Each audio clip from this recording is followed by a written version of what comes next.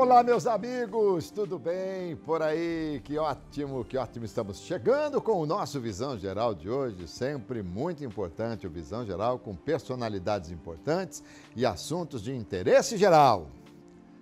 Quando você conquista uma vitória, um sentido de entusiasmo toma conta do seu interior. E olha, e ainda vai alimentar você para novos desafios, mudar hábitos. E tudo isso para trazer um dia a dia com muito mais força para você superar os obstáculos e vencê-los sempre, para que você se prepare para conquistas maiores. É isso aí. E é uma verdade. E eu converso hoje aqui no Visão Geral com o doutor Hamilton Rovani Neves. Fazia um tempinho que você não vinha aqui, doutor. Tudo bem? Tudo bem. Prazer em vir aqui novamente. E prazer demais recebê-lo aqui, doutor Hamilton Rovani Neves. Ô Milton, nem vou falar de você aqui, todo mundo já te conhece, já veio aqui várias vezes, né? E quando você não vem, o pessoal fica reclamando, não, você não tem ido mais lá, doutor, não é verdade? Pois é, mais ou menos isso mesmo. Ô Hamilton, deixa eu começar por um assunto até polêmico. Afinal, o novo governo sinalizou que o Ministério do Trabalho pode, de repente, deixar de ser um ministério, passar a ser, quem sabe, uma secretaria, alguma coisa, ser agregado a um outro ministério. Como é que vocês, advogados trabalhistas também, não só previdenciário, mas trabalhistas, como é que vocês estão vendo isso? Bom, em primeiro lugar, assim, a proposta já desse novo governo é de realmente reduzir ministérios, né? Mas a gente não esperava que o Ministério do Trabalho fosse excluído, fosse extinto e fosse incorporado em uma nova pasta. Para a gente é uma preocupação, porque pode partir daí novas mudanças, inclusive até mesmo na própria Justiça do Trabalho, né? O que nos preocupa muito é isso. A gente não sabe qual é ainda o objetivo central dessa mudança, se é que ela vai haver mesmo, foi só uma sinalização, notícia, né? Sabe assim, oficiosa, não tem nada de oficial. Obviamente que os estudos estão indicando para essa mudança, a gente não sabe, mas é uma preocupação. A Justiça do Trabalho, o Ministério do Trabalho é um órgão muito importante, não só de administração, mas como de fiscalização e etc., né, em relações trabalhistas, e a gente fica preocupado com isso, em saber o que isso pode acarretar e de que forma essa mudança, se houver, como ela vai ser feita. É uma preocupação, não deixa de ser. Então, você acredita que isso pode, de repente, enfraquecer a vigilância sobre as empresas em relação às leis trabalhistas? Sim, sem dúvida, não tenha dúvida. Esta, inclusive, é uma das grandes preocupações da gente. Ou seja, o Ministério do Trabalho e os seus subórgãos, né, delegacias do trabalho, etc. e tal, elas fiscalizam todas as relações de trabalho, condições de trabalho, as reclamações dos trabalhadores, se a empresa está descumprindo essa ou aquela norma trabalhista. E também nós temos também o Ministério Público do Trabalho, que também fiscaliza. Então, a preocupação é que haja uma fragilidade nas relações de fiscalização, né, das condições de trabalho, que hoje já são muito precárias e continuam precárias, que se precarize ainda mais. Isso é uma temeridade. Muito bom. Bom, também é como você disse, é algo que está sinalizado, não é oficioso, não é nada oficial ainda, a gente vai ver isso na sequência como é que fica. Ô Milton, estava quase tudo pronto, era uma vontade danada do atual governo de fazer a reforma previdenciária, estava tudo se encaminhando, quando de repente veio a intervenção no Rio de Janeiro, isso aí bloqueou e tal. Você acredita que ainda possa acabar a intervenção e ainda esse ano eles votarem a reforma da Previdência? Olha, eu acho pouco provável, mas em política nada se descrê e nada se crê totalmente, né? A reforma da Previdência, ela é uma questão muito política, ao meu ver, né? Eu ontem estava ouvindo uma notícia na televisão dizendo o seguinte, que o déficit da Previdência esse ano foi de 200 bilhões, ou chegou a 200 bilhões. Eu pouco creio nesta realidade. Eu, sinceramente, não tenho números para afirmar, mas eu pouco creio nesta realidade. Eu não acho que o déficit da Previdência seja tão grande assim. Embora eu ache que algumas coisas devam mudar, como eu sempre falei aqui para você e para os seus espectadores em outros programas, eu acho que alguma coisa deve mudar, mas acho que não pode haver uma mudança muito radical. Mas eu penso que este ano, muito pouco provável que haja uma mudança significativa nas normas trabalhistas. Eu acho que pode haver uma sinalização para que no próximo governo isso se concretize. Hoje já ouvi ele falar também, né, o presidente eleito, que também as mudanças não serão tão radicais assim, serão mais amenas. Então, ora, o que são essas mudanças e qual é essa amenidade dessas mudanças é que a gente também não sabe. Então, assim, por enquanto, está tudo ainda naquele limbo ainda, misturando ali para saber o que vai e o que não vai ser feito. Pois é, mas que mudanças precisam ocorrer, a gente sabe disso, né? Sim, não tenha dúvida. Isso é uma coisa que qualquer um sabe disso. Olha, se esse ano, 200 bilhões. 200 bilhões. De déficit. Já vem vindo ano a ano. Cada vez aumentando mais. Então, a cada 5 anos, se você tiver um déficit de 200 bilhões, você tem 1 trilhão. Exatamente. Não é isso? Perfeitamente. 1 trilhão de déficit. Até outro dia, o impostômetro tinha registrado aqui no Brasil uma arrecadação de 2 trilhões. Quer dizer, se você deixar a coisa, nós vamos chegar num patamar aí que não vai ter... Você vai ter até o seu direito de receber, mas não vai ter dinheiro para receber, né? É exatamente isso. Eu tenho uma máxima comigo, sei lá, a gente que milita nesse área. Eu acho assim, a Previdência, ela foi e é muito mal administrada. Por isso, talvez, ela possa apresentar um débito, mas não acredito também que nesse volume. Mas a administração da Previdência é que deixa a desejar, penso eu. Porque é o seguinte, se eles estão reclamando hoje, mas nós não podemos nos esquecer de que no começo a Previdência... Todo mundo pagava e ninguém recebia nada, porque você tinha que ter um tempo para aposentar. O que foi feito desse dinheiro todo? Exato, o que foi feito? Onde você investiu esse dinheiro? Uma pergunta muito interessante que eu não sei te responder. Muito bem. Nós combinamos aqui que eu só ia fazer pergunta e que você soubesse responder, tá certo, Hamilton? Certo. Bom, certo. então, mas o novo governo Bolsonaro, está apostando muito nessa reforma, né, da Previdência. Está apostando demais. Exatamente. Agora, eu não sei se nas mesmas condições, ou talvez haja emendas, haja alguma coisa diferente para poder aprovar. Perfeitamente. Eu acho que uma mudança que ele quer implementar é na idade mínima para a aposentadoria, que hoje é 60 anos e 65, para mulheres e homens, né? 60 anos para mulheres e 65 para homens. Existem aposentadorias especiais, que você se aposenta com menos idade. O que ele quer, que eu pude entender até agora da fala dele, é que ele tem uma idade mínima. Independente da situação, você tem uma idade mínima para aposentar. Eu acho que isso é até válido. Agora, precisa saber que idade mínima é essa, né? Sim. Porque com 80 anos você não precisa mais aposentar, porque já está quase morto, né? Então... Não, você está enganado, você está desatualizado. O Temer falou outro dia que daqui a pouco nós estamos vivendo 140 anos. Pois é, então, mas esse pouco tempo a gente não sabe ainda quando é, né? Então, assim, é difícil dizer. Hamilton, o que é a Operação Pente Fina no governo e se ela ainda está em vigor? Bom, a Operação Pente Fino, inclusive, é ligado muito à Previdência Social, e ela está ainda em vigor. O que o governo fez? Ele passou a fiscalizar, coisa que já era de sua obrigação, sempre foi, fiscalizar as condições de concessão de benefícios, né? Então, assim, começou a fiscalizar se os benefícios estavam sendo pagos corretamente e se as pessoas que são destinatárias desses benefícios estavam recebendo por merecimento e não por descuido do INSS, por situações contrárias à lei, etc. Então, assim, a Operação Pente Fino foi para isso, para diagnosticar as falhas nos pagamentos dos benefícios pagos para pessoas indevidamente e pessoas recebendo benefício indevidamente. Sei. E eles estão chamando ainda as pessoas para verificar? Sim, ainda estão chamando. Só que assim, Alberto, acontece que a Operação Pente Fino, a meu ver, ela pecou e está pecando. Porque assim, ela está suspendendo benefícios indiscriminadamente, coisas que a gente não aprova. A gente aprova, claro, que seja fiscalizado, até porque a lei diz que o INSS tem que fiscalizar. Entretanto, eu já recebi em meu escritório inúmeras pessoas que tiveram o benefício suspenso ou cancelado pelo INSS e que depois foi restabelecido pela Justiça. Ou seja, estava em condições de receber o benefício e o INSS, indiscriminadamente, sem passar por uma perícia, cancelou. Tá. Isso realmente é algo muito complicado, né?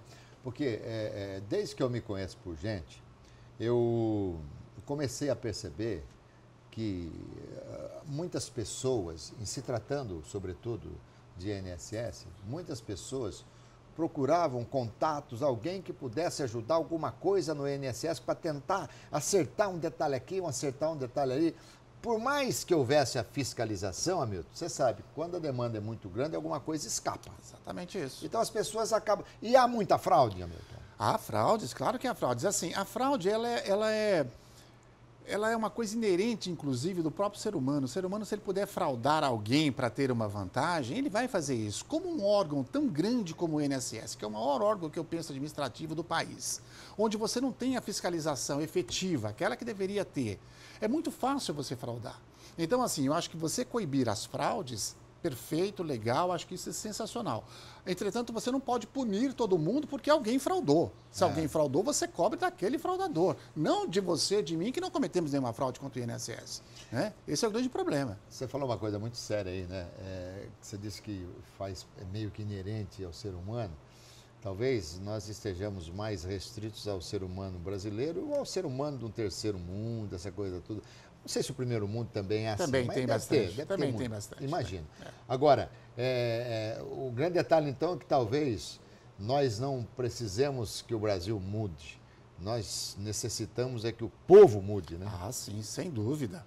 Eu acho assim, que nos últimos anos, 10, 15 anos, 20 anos, sei lá, a nossa população se acostumou com uma libertinagem muito grande, né? As leis não são respeitadas, empresários burlam as leis, as pessoas no dia a dia burlam as leis. Isso aqui é uma coisa muito simples, uma lei de trânsito. Sabe, se burla a lei de trânsito constantemente como se fosse nada.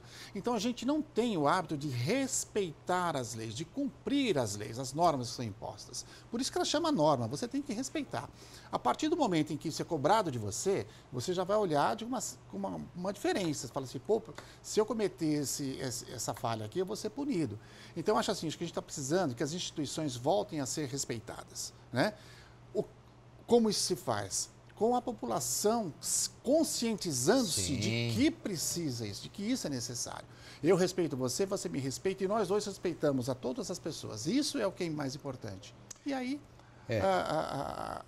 a vida segue de uma outra maneira. E vale a pena a gente usar a seguinte expressão. Muitos dizem, que mundo vamos deixar para os nossos filhos? Sim, mas não seria melhor perguntarmos que filhos vamos deixar para o nosso mundo? Exatamente isso, porque na verdade, assim, às vezes os pais são grandes responsáveis. Hoje a gente vê uma geração de jovens por aí que, olha, me perdoe quem tem visão contrária, é uma geração perdida, sabe, assim, uma geração perdida, não tem respeito por nada e nem por ninguém. Isso é uma temeridade. Muito bem, bom, se a gente entrar nesse assunto agora, nós não paramos mais, né, Milton? Porque esse assunto, ainda mais você que já é avô, né, Milton? Avô. Eu também Tenho sou 3 avô. netos. 3 netos, né? E quantos filhos, né? Que eu saiba, 4. 4. Ei, Hamilton. Bom, Hamilton, vamos falar de seguro auxílio-doença. Quando é que as pessoas podem requerer o auxílio-doença? O auxílio-doença, o primeiro requisito para você requerer um auxílio-doença é você estar contribuindo para o INSS. Você não pode ter perdido a condição de segurado. O que é aquela condição de segurado? Quando você fica mais de 1 ano sem contribuir para a Previdência, você perde a sua condição de segurado ou qualidade de segurado. Tá. E para você readquirir isso, você tem que começar a contribuir novamente para depois você... Então, uma carência quando você Uma carência, continua? sim, de 6 meses. 6 meses. Quando você está doente e contribui para o INSS e esta sua enfermidade impede que você exerça uma atividade laboral, aí você pode pedir o benefício previdenciário. Observe que a sua enfermidade tem que impedir que você exerça uma atividade laboral. Tá. Não é só estar doente. E cada profissão tem tem a sua doença específica, digamos dúvida, assim. Eu, por exemplo, se eu ficar rouco, eu tenho direito a receber. Não tenha dúvida, até porque o instrumento principal da sua atividade é a sua voz, não é? Eu tenho uma cliente no escritório agora de poucos dias, em que ela trabalha com telemarketing e ela sofreu um acidente de trabalho com a voz. Estranho isso falar, né? Um acidente de trabalho, sim. Porque de tanto falar o dia todo, ela teve problema nas cordas vocais. Olha aí, e tá foi vendo? diagnosticado que é um acidente de trabalho. Mas como eu trabalho no rádio e na televisão, o rádio é a voz. Mas na televisão tem outras coisas que compõem, Não né? tenha dúvida, Se eu claro. cair, ficar com o olho Não totalmente tenha dúvida. inchado, alguma coisa Então, assim também. Então tem veja direito. você a especificidade de cada profissão e de cada pessoa que vai pedir o benefício da Previdência, né? Então é tudo isso. Agora, não adianta você ter a enfermidade se você não contribuir para o INSS. É aquilo que a gente sempre fala aqui nos seus programas quando a gente vem, que as pessoas não se preocupam com a contribuição à Previdência. depois só quer receber da Previdência. Não vai receber sem contribuir. Tá. Aliás, nesse caminho, deixa eu te fazer uma pergunta, Milton. Imagino que você tenha condição de responder, que é não sei nem como é que é, se é auxílio para quem está, para detento, não sei se tem um nome específico. Auxílio reclusão. Auxílio reclusão. Obrigado, Milton. O auxílio reclusão, que por vezes a gente recebe aí nas redes sociais, muita gente falando que é terrível, é lamentável e tal. Quem é que tem direito a receber o auxílio reclusão? Claro que a condição sine qua non é estar preso, imagina. Não tenho dúvida, lógico. claro. Então é um auxílio que muita gente não quer receber, né? Não quer receber, mas tudo obviamente. bem, mas quem tem direito? São os beneficiários desse presidiário. Aquelas pessoas que são declaradas no INSS como dependentes. Filhos, Desde pais, que quem estiver preso tenha recolhido, sim. esteja em dia com o INSS. Exatamente a mesma condição que eu falei agora de qualidade de segurado para o acidente, para o auxílio-doença. A mesma coisa. Não é qualquer preso que recebe o auxílio-reclusão. Ele tem que estar contribuindo para o INSS dentro do período de carência, inclusive, para que receba esse benefício. E esse benefício se estende até quando? Olha, até enquanto a pessoa estiver presa, na verdade. Existe um período que se paga também, né? Quando é uma prisão muito longa, paga-se um período, depois esse benefício é interrompido. Ele pode ser restituído. Ele se interrompe com a maioridade dos filhos, com o falecimento do beneficiário e assim sucessivamente. Mas tem uma esse série de dinheiro coisas. nunca vai para o presidiário, para o preso, vai sempre para os beneficiários. Para os beneficiários, não vai direto para ele. Não vai lá para... Aqui chegou o seu Lerite aqui na cadeia. Negativo, né? Até porque talvez esteja falando bobagem aqui, mas há um determinado valor máximo que cada preso pode ter. Sim, dinheiro, exatamente. Né? Aí varia não é um valor fixo, não. É uma variação grande aí. Tá? Entendi. Exato. E também não varia de acordo com o status do preso, hein? Negativo. Pode ser, que nem o Nem com o número de ex-governador. dependentes também, não varia não. O valor é fixo. Né? Vai depender mesmo da contribuição, uma série de coisas. Quanto tempo contribuiu, qual o valor que estava contribuindo antes de ser preso e assim por diante. Perfeito. Então não é porque é governador, que é prefeito, que é isso, que é aquilo, não importa. É um valor máximo aí, tá bom? Estou conversando aqui com o Dr. Hamilton Rovani Neves. Eu vou para um breve intervalo e volto já já. Aguarde instante só.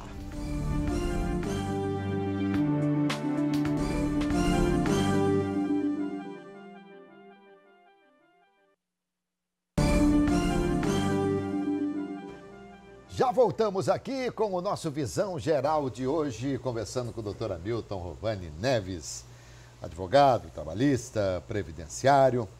Ô Hamilton, com as dificuldades que o Brasil está passando, todos nós, claro que todas as instituições estão aí com problemas, salvo a Petrobras, que parece que já deu uma recuperada, né? Também vendendo petróleo ao preço que está vendendo, a gente não tem como segurar, eles não tem como não conseguir se safar do prejuízo, né? Mas, por exemplo, o INSS, de repente, será que por conta dessa situação, quando a pessoa faz, são os periciadores, é isso? Perícias, são os peritos, né? Os peritos isso. que fazem as perícias. Eles são cobrados no sentido de, olha, só em último caso vamos continuar mantendo e tal, não sei o quê. Será que é isso? Você me coloca aqui uma situação difícil. Tá bem, não precisa responder. Olha, assim, na verdade, as pessoas que vão fazer perícia no INSS, é uníssono o que a gente ouve, que eles são muito mal atendidos. Sequer são examinados pelos médicos peritos. Ou seja, o médico sequer põe a mão no paciente para ver se ele realmente tem alguma coisa, salvo raras exceções. Então, assim, não me parece, pelo menos ao meu ver, que a perícia não é feita com o capricho ou o cuidado que se deveria ter para se avaliar se a pessoa realmente tem ou não aquela enfermidade. Isso é muito complicado. Eu, como recebo muitos clientes vindo das perícias do INSS, todos são uníssonos em falar. O cara, desculpa a expressão, o cara nem olhou para a minha cara. Então, assim, eu acho difícil você avaliar uma pessoa por um papel. Você tem que avaliar a pessoa fazendo o exame médico, fazendo os exames necessários, para você ter realmente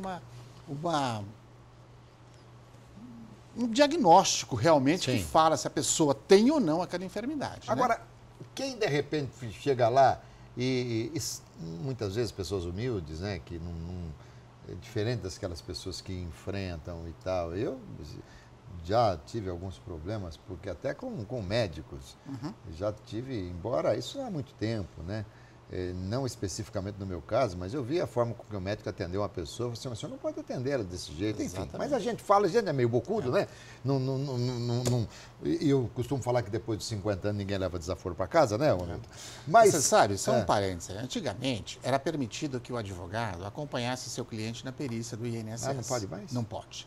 Depois de tantos questionamentos, tantas brigas, tantos percalços que houve aí, hoje não pode mais, hoje não pode. Ninguém pode acompanhar o periciando. Que coisa. Né? Mas, por exemplo, ele se sentiu prejudicado. Aí ele chama o advogado entra com uma ação. Sim, sem dúvida. Às vezes reverte. Sim, a maioria das vezes reverte. A maioria. Vai para o Judiciário Federal, o Judiciário Federal faz uma perícia de acordo, a perícia que devia ter sido feita no INSS, o perito do juiz faz, muda-se completamente a decisão do INSS.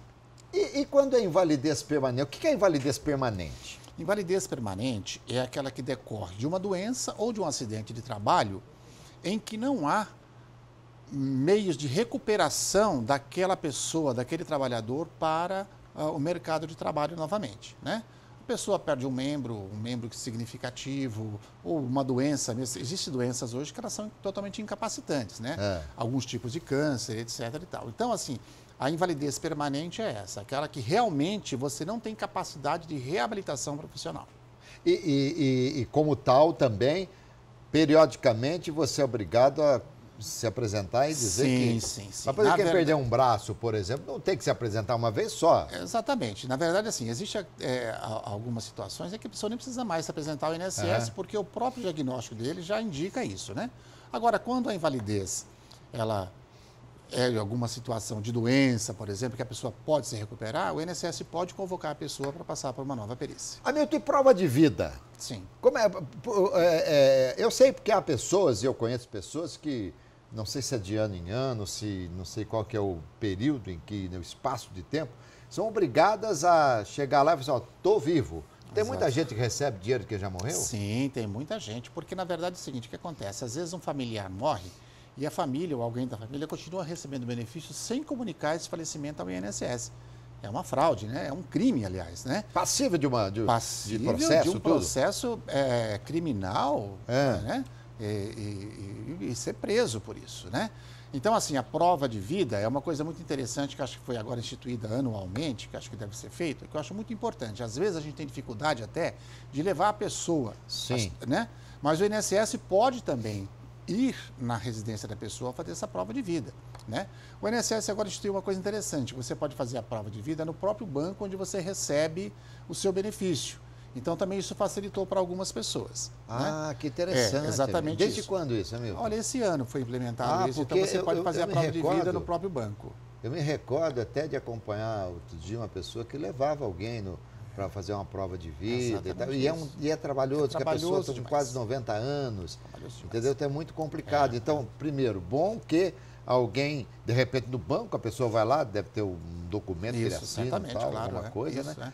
Por exemplo, por que você faz a prova de vida uma pessoa acamada, aquela pessoa que não anda? Não tem como. Então, por isso que o INSS tem que ir ao encontro dessa pessoa. E como é que faz? Você pede ao INSS? Isso, só fazer o requerimento. Não é pelo 135, não? Não. Hoje tudo é 135. Você faz os agendamentos lá, né? E depois você vai presencialmente na agência e solicita isso. Entendi. E o que é o benefício de prestação continuada? Sim, é o BPC, que a gente chama, né? Que a maioria das pessoas conhecem ou identificam como LOAS. Ah, é o LOAS. LOAS, isso. Esse benefício é um benefício assistencial pago para algumas pessoas. Só que para isso você tem que preencher alguns requisitos, né? Os requisitos dessa lei, ela é um pouco severa, no meu entender. Mas, mesmo que você não tenha contribuído para o INSS, mas você preencha os requisitos, então você recebe esse benefício assistencial. Ele é pago para quem? Para as pessoas acima de 70 anos que não têm nenhum tipo de contribuição, nenhuma forma de sobrevivência, né? Para as pessoas com deficiência que também nunca contribuíram para o INSS e algumas outras situações. A dificuldade está no seguinte, que esse benefício é pago dependendo da renda per capita da família. Ou seja, pega a renda total da família e divide pelo número de pessoas que estão na casa. Se esta renda for superior a 1/4 do valor do salário mínimo, essa pessoa não tem direito ao benefício. Mas aí não dentro da informalidade, tudo dentro da formalidade. Formalidade, quem não tem carteira de trabalho, ou quando a carteira está em aberto ali, não tem salário. Da formalidade. Entretanto, o INSS hoje, o que ele deveria sempre fazer, ele está fazendo as visitas regulares nas casas para constatar isso aí, antes de conceder o benefício. Então, vai lá ver as condições, ver se realmente a pessoa não tem a mínima condição de sobrevivência, né? E aí, então, ele concede esse benefício. Quando, de repente, a gente vê uma pessoa, um morador de rua, já velhinho, já mais de 70 e tal, essa pessoa poderia ter alguma coisa? Poderia não, ela pode. Aliás, isso é uma obrigação. A Lei Orgânica da Assistência Social, que é o LOAS, existe para isso, para amparar essas pessoas que têm essa necessidade. Não importa se a pessoa mora na rua, ela não tem como sobreviver. Mas ela, para conseguir isso aí, tem que ter um advogado? Tudo ou qualquer pessoa pode fazer? Não, ela não precisa ter um advogado. Ela pode até mesmo ir direto ao INSS. Obviamente que ela vai ser esclarecida. Lógico, isso que eu ia dizer. Logicamente que ela não vai ter o conhecimento necessário para chegar até lá e pedir esse benefício. Procurar um orientador é sempre importante, mas ela pode mesmo ir direto ao INSS. Olha, então, de repente você que está nos vendo aí, conhece o morador de rua aí, já velhinho, uma velhinha e tal, ela tem um direito do LOAS, então vamos, quem sabe, ajudar. É um serviço, é uma prestação de serviço que nós fazemos, que nada mais é, nada menos é, do que você se integrar à cidadania. É um serviço de cidadania. Doutor Hamilton, obrigado, querido. Imagina, é sempre um prazer, viu? Prazer é sempre meu recebê-lo aqui. É muito bom falar com o doutor Hamilton Rovani Neves, que é advogado especialista em direito trabalhista, previdenciário. E agora, como o programa está um pouquinho mais curto, a gente tem que trazê-lo mais vezes para poder tratar de outros assuntos também. Tá bom, Hamilton? Sempre um prazer. É isso aí, gente. Conversei aqui, portanto, com o doutor Hamilton Rovani Neves. Tenho certeza que vocês gostaram, muitas coisas foram esclarecidas. E eu os convido para que estejam sempre acompanhando o nosso Visão Geral de segunda a sexta-feira, às 9h30 da noite. Tá bom, gente? Saúde, paz e alegria. Sorte para todos nós. Tchau, pessoal.